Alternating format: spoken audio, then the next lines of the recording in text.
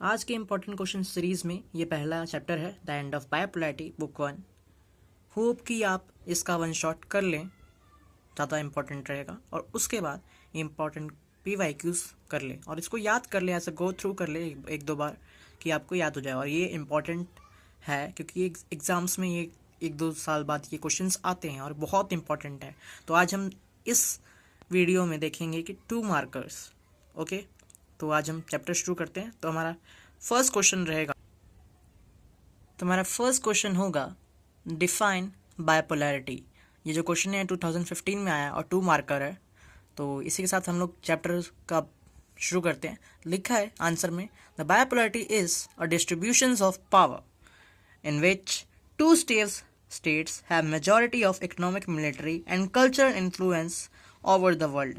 जो बायोपोलैरिटी है वो डिस्ट्रीब्यूशन ऑफ पावर है और इस इन विच इसके अंदर टू स्टेट है मेजॉरिटी है। जो दो स्टेट्स है वो आप जानते हैं, USSR है मेजॉरिटी है। Economic military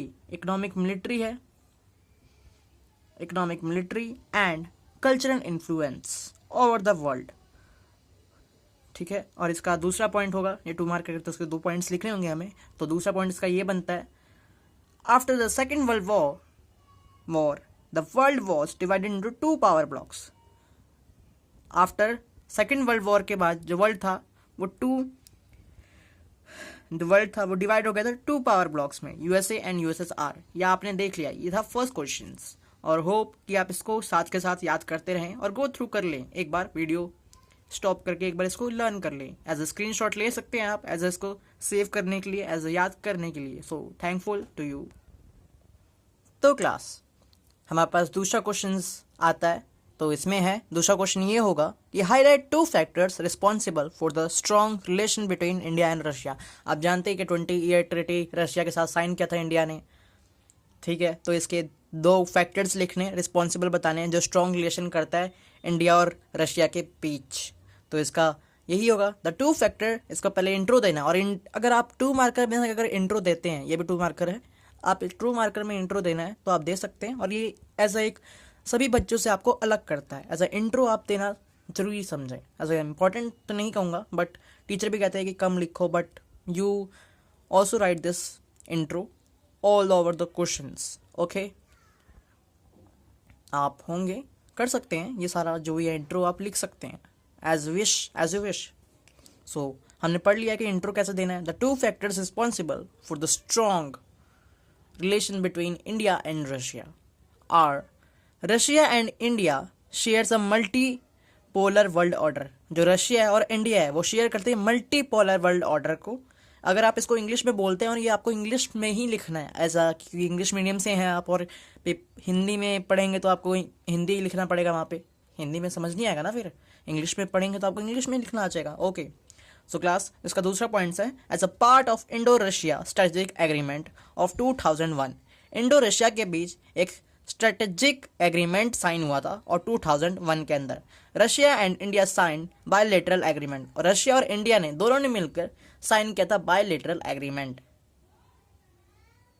India stands to benefit from its relationships with Russia on issue like Kashmir emergency supplies। और इंडिया जो है स्टैंड करता है benefit from it's relationship with Russia. और जो रशिया है वो on issues like Kashmir, energy supplies आप जैसे न्यूक्लियर्स हो गया, वेपन्स हो गए, ये इनको एनर्जी सप्लाईज बोलते हैं। Sharing information on international terrorism.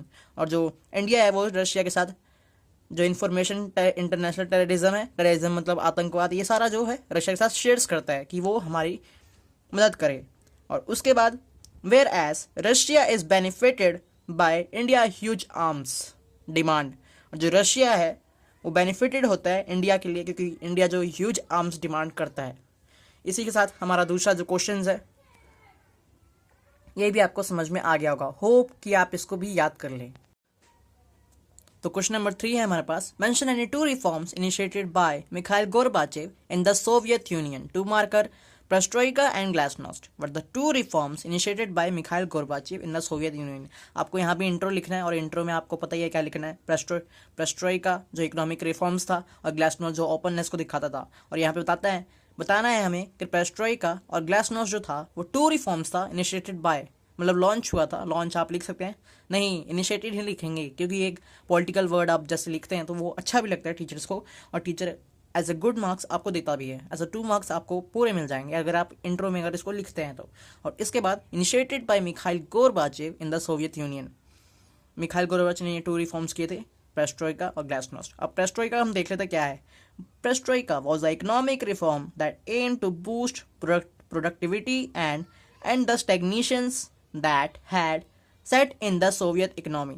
जो पेरेस्ट्रोइका था वो was the economic reform था और एम करता था to boost productivity and the stagnation that had set in the Soviet economy। जो सोवियत इकोनॉमी डाउन हो गई थी उसको पेरेस्ट्रोइका है, इसको इकोनॉमिक रिफॉर्म लाया गया और बूस्ट किया गया प्रोडक्टिविटी को, और जो सोवियत इकोनॉमी थी वो राइज जाए, हाई हो जाए। Glasnost was the political reform that aimed to create more openness and transparency in the Soviet political system। जो ग्लासनोस्ट था वो was the political reform था that aimed to create more openness सबको speech, right to speech में ये आता है, and transparency in the Soviet political system, और ट्रांसपेरेंसी करता था सोवियत पॉलिटिकल सिस्टम के अंदर। उसके बाद आप यहाँ पे इसको जो वो है to as a flow chart बना सकते हैं, 2 रिफॉर्म्स लिख के पेरेस्ट्रोइका ग्लासनोस्ट। उसके बाद आप ये आंसर्स भी लिख सकते हैं, एज अ फ्रेम लाइक कर सकते हैं, जैसा कि आपने देख लिया कि क्वेश्चंस के अंदर हमने क्या पढ़ा। तो होप क्लास कि आप इसका स्क्रीनशॉट ले लें और कॉपी में अच्छे से लिख लें। स्क्रीनशॉट के लिए मैं वेट कर रहा हूँ, आप स्क्रीनशॉट ले लें और इसको राइट डाउन कर लें और इसको याद कर लें, एज अ आपके एग्जाम्स के पॉइंट ऑफ व्यू से ये बहुत इंपॉर्टेंट है। So please class he learn कर लें इसे। सो ओके, अब हमारे पास ये 4th क्वेश्चन है और ये भी 2 मार्कर में है और ये बहुत इंपॉर्टेंट है। कैसे? State any 2 features of the Soviet system. यहाँ पे जो क्वेश्चन है कि 2 फीचर बताने हैं सोवियत सिस्टम के, और फीचर तो आपको याद करना ही करना है। और जो क्वेश्चन है 2014 में भी आया है, 13 में भी आया है, 2008 में भी आया है, और ये 2 मार्कर में ही आया है। तो आपको ये पता लगना चाहिए, जैसे अब 2024 में भी ये नहीं आया तो मतलब इस साल ज़रूर आएगा। देख सकते हैं आपके 2025 में ज़रूर आएगा।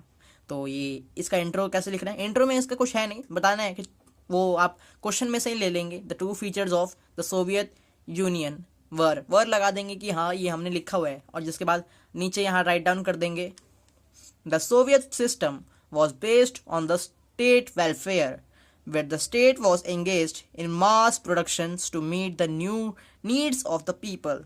उसके बाद जो सोवियत सिस्टम था वो बेस्ड था स्टेट वेलफेयर पे, और where the state was engaged in mass productions, और मास प्रोडक्शन का मतलब हाई प्रोडक्टिविटी, बहुत ज़्यादा मात्रा में प्रोडक्शंस कर रहा था, to meet the needs of the people, और जो नीड्स ऑफ द पीपल को फुलफिल कर सके, मतलब उनकी डिमांड को पूरी कर सके।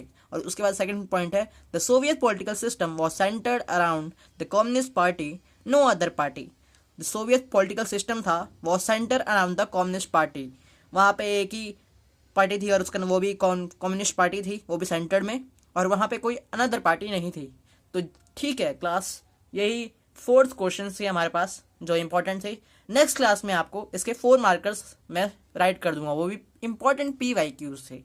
सो वो भी आप देख लें और इन सब को आप एक बार याद कर ले और गो थ्रू कर ले बार बार, रोज ऐसा 10 मिनट में आप देंगे तो इस क्वेश्चंस बहुत लर्न हो जाएंगे। सो होपफुल नेक्स्ट वीडियो ज़रूर देखना और सब्सक्राइब कर लेना प्लीज़, और लाइक शेयर सब्सक्राइब अपने किसी फ्रेंड्स को ज़रूर भेजना कि उसकी भी बोर्ड्स में हेल्प हो जाए। Thank you.